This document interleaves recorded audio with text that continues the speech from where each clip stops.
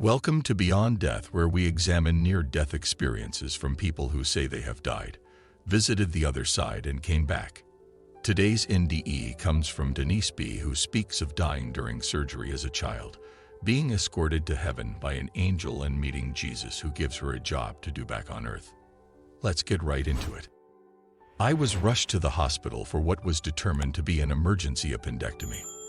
Going back a day or two, I had stomach aches, so my mother kept me home from school. The pain came and went, which meant for large portions of my day out of school, I did what any normal 8-year-old would do. I played. My mother was very angry with me for appearing to be perfectly well. The next day, despite my cries of stomach pain, she sent me to school. During the course of the morning, I developed a fever, which increased rapidly. The nuns called my mother to come for me as I was vomiting and burning with fever. She insisted they send me home on foot. We lived several blocks from the school. Back then, it was very safe for children to walk home alone.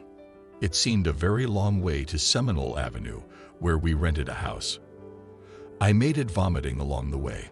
The fever grew in intensity and hallucinations began. I say hallucinations because I saw things that were certainly not real, such as a woman from my brownie troupe knocked on the door with her daughter by her side. I saw them both as chimpanzees. Rushed to the hospital for emergency surgery, I went after totally humiliating my mom by calling her friend an ape. The last thing I recall about being in the operating room was the anesthesiologist ordering someone to tie me down, hold my head in place, and force the black rubber mask over my face to make me breathe in what was meant to put me to sleep for surgery. The physician had not yet arrived. I had seen only the surgical staff by this point. The next thing I knew, I was in a room alone. I have no recollection of where my mother had gone, nor whether my father had arrived to be with my mom. My next memory was of a nurse who had brought in a coloring book and crayons for me, a little after-surgery gift for good patients, she had told me. I recall telling her bits and pieces of what I had witnessed, to which she responded something about the anesthesia doing unusual things to patients while they sleep. Somehow, I knew she was wrong in her assumption. I could not tell her more because I was taught not to disrespect my elders. Eventually, the doctor arrived to check on me. I handed him my coloring book, where I had colored a picture of a doctor and little girl patient. The image I colored matched perfectly what my physician was wearing in that very moment. I had seen him and purposely colored the page to represent what I knew of him, so he would surely believe I knew him prior to actually meeting him. In fact, when he entered my room, he immediately began to introduce himself, wherein I interrupted to inform him that I already knew him. That's when I held up the coloring page and offered it as a gift to him for doing such a good job with my surgery. He denied the possibility that I could know him when we had not met until that moment. Nothing I would tell him convinced him. I explained that I had heard him talking to the people who were helping him. He denied the possibility of this, claiming I was deeply sedated and could hear nothing. I told him I had heard him telling a story to my mom, which he also denied. I even tried telling him it was all right. Everything was all right, even though he didn't tell everything to my mom.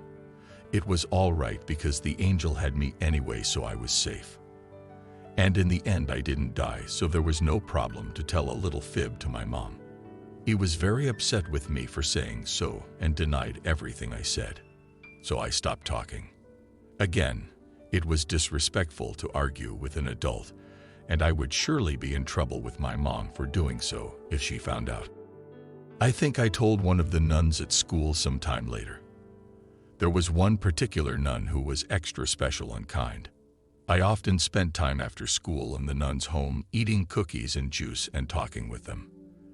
They told me I was special and God had important work for me to do when I grew up. I guess that's why I felt comfortable telling the nun of my experience in the operating room. As for what happened while my body was unconscious, all I recall is floating, then seeing light, beautiful light from which an angel appeared. I refer to the being now as an angel because back then I had learned of guardian angels in Catholic school. This being I referred to as a she, but truly I could not say of which gender he or she was, only that there was long, light-colored hair and white gown of soft, flowing cloth. She put her hand behind me, but never touched me. However, I felt as if she was guiding me somewhere. I realized even then we were talking, but without words or use of our mouths, which fascinated me at that time. I guess that was my first lesson in telepathic communication. She, let's give her female gender only to make this easier to explain, told me not to worry, that I was safe and everything would be all right. I wasn't worried. In her presence, I felt very safe and loved. She was extremely kind. She explained that she must take me somewhere special, so we floated along. That was the next detail that fascinated me. We were floating, not walking. Hey, I was only 8. This was exciting. I had only seen myself flying during sleep hours until now, when I realized that floating was similar to being able to fly. We floated to an area that was illuminated by beautiful flowers of every color. These colors were unlike any colors of flowers I had ever seen before. Beautiful does not describe their essence, aroma, or emotions emitting from each one to me. I saw a little creek of gently flowing water with a little bridge crossing over it. This is what gave me the idea she was an angel, my guardian angel, because the little bridge reminded me of the picture of the guardian angel crossing the little child over a broken bridge, which hovered high above some rough waters during a very stormy night. Everyone Catholic in my age range surely remembers seeing this little holy card of the guardian angel. We floated across the bridge and stopped. That's when I noticed far in the distance another light. This one was much brighter, stronger, and moving toward us. The interesting thing about this light is that regardless of how close it was to my face, it was never too bright to hurt my eyes. In later years, recalling the details of my incident, I realized there were no shadows in that space, nothing dark anywhere either. The light grew and grew as it came closer to me, bringing with it a love greater than any I had ever felt on earth. My mom was rather abusive and seemed to not like me, so I never felt much love from her. My father seemed to love me, and the nuns at school loved me. My teachers loved me. They all demonstrated love and care for me regularly.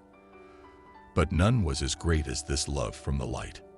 When the light stopped moving, it was directly in front of me, only a few feet away. The angel then nudged me from behind, but remember, she never touched me. It only felt like she nudged me forward. I looked up at her and mentally asked her to go with me. She informed me that she must not, so I stepped forward. I remember for some seconds after I said hello, there was an image that appeared. It was only a flash. To describe the image now, I can say it lasted only seconds, was that of a man I thought to be Jesus, although he looked different from the Jesus I knew because he was all grown up. Daily in my sleep, I had visions of playing with a small boy my age who called himself Jesus. We were in a faraway place I'd never seen in my life. This image coming from the light was of a grown man, but I felt him as Jesus. His hands were outstretched, and the voice emanating from this light said to me, "Come closer, little one." I began crying as I was filled with a super strong sense of being loved. As I said, unlike any love I had ever in my life felt before that moment. The image only lasted seconds, but I continued to feel safe in the presence of the light. I recall crying so hard and begging him to take me home. I so wanted to go home with him, not back to my earthly home.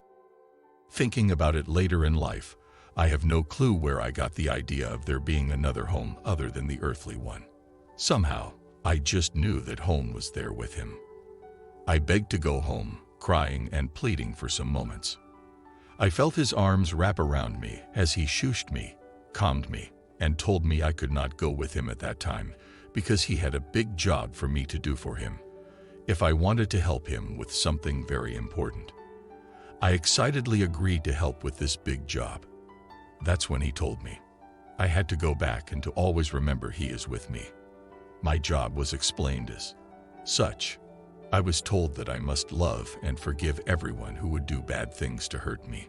I agreed I would do it, but apparently, The job was going to be more difficult than I as a little child could imagine. He said again, "You must love as I love. Can you do this? You must love everyone no matter what they do. And they will do many bad things to hurt you, but you must remember to forgive them and love them. It is a very big job. Are you sure you want to do it?" Eagerly I agreed, but adding to my response a big question. "And will you take me home after that? After I do the job for you, will you come and get me so I can be with you?" I was crying the entire time I was in the presence. It was all so much for me to absorb. All I could think about was going to be with him, where I would be truly loved and cared for all the time. The light confirmed that I would be brought back home when my time comes, but for now, I must go back and love everyone. He reminded me there would be many people that I trusted and loved who would do horrible things to cause me great pain, but I could not hate them or do anything to hurt them. I could only love and forgive. The message was expressed over and over in my brain. Love and forgive. Love as he loves. I knew I would never forget this day, this moment, this presence, this light, the angel, the flowers. All of it was ingrained in my memory forever, and I could not wait to tell everyone I had seen an angel and God. Unfortunately, the little bit I did hint to, such as hearing the doctor speaking in the operating room, was denied. My mom told me I was making up stories just for attention. That was her favorite line for me whenever I talked of things she didn't believe in or ever experience. So I kept it all to myself until the day I could tell my favorite nun at school. Her response was one of encouragement and joy. She told me that I must be very special in God's eyes for him to have me come to him with an angel. She also said that he knew I would be able to do the job, and that would be my task for life. She said it was a very special and important job, and God loved me very much and already knew I would say yes to his request. I recall he called me little one more than once. I cried a lot. He hugged me so tightly even though I saw no arms or physical body. I felt the hugs, the warmth, and the love emanating from that brilliant light. He assured me he would come for me when it was my turn to go home. But for now, I must go back and do this big work for him. He even knew no one would believe me, but I must not be concerned for that. Just love them anyway. This is my first experience, and the one most impressionable for me. Probably because I was an 8-year-old little girl who lived with an abusive mother that gave me distinct impressions of being unloved and unwanted by her, which went against everything I was being taught in Catholic school. They teach that our parents love us no matter what. Not in my house. Being brought before God's light to hear and feel how much he loved me gave me what I needed to make it through the coming years of continued mental, physical, and spiritual abuse. I am forever thankful for my near-death experience. Before the light floated backwards, I guess heading back from where it came. I recall moving forward and hugging it. It felt like I was hugging somebody, although there was only light. It hugged me back. That was the best hug I'd ever felt and will ever feel. Then he sort of nudged me, lifting up my chin as if to look at him, and told me to go on back and always remember what I had promised to do for him. Then he began floating backward and becoming smaller and smaller until there was only a tiny dot of light to be seen. The angel and I turned and floated back across the bridge. At some point, she stopped and told me to go on alone. She assured me I would be perfectly fine. That is where my memory stops. Eventually, I was back in the hospital, but already in a private room. I was alone but could hear people moving around out in the halls. Notes from Beyond Death. This is where Denise ended the account of her near-death experience. I have included a link to it, which includes a question and answer session she participated in immediately following her experience. Until next time, stay blessed.